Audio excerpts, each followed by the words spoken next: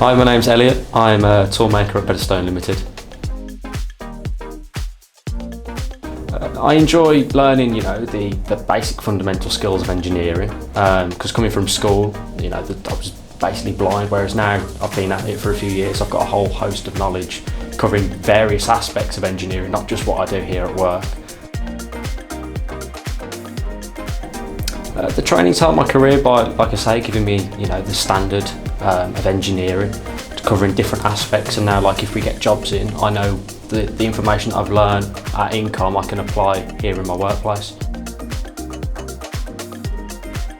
I've been doing it just over 2 years now, 2.5 years. I'm due to complete it in around July 2022. To a school leaver, I'd say, there hasn't really been a more of a better time to really, get yourself out there and look for an apprenticeship. The UK really does need the next, it needs its next engineers out there.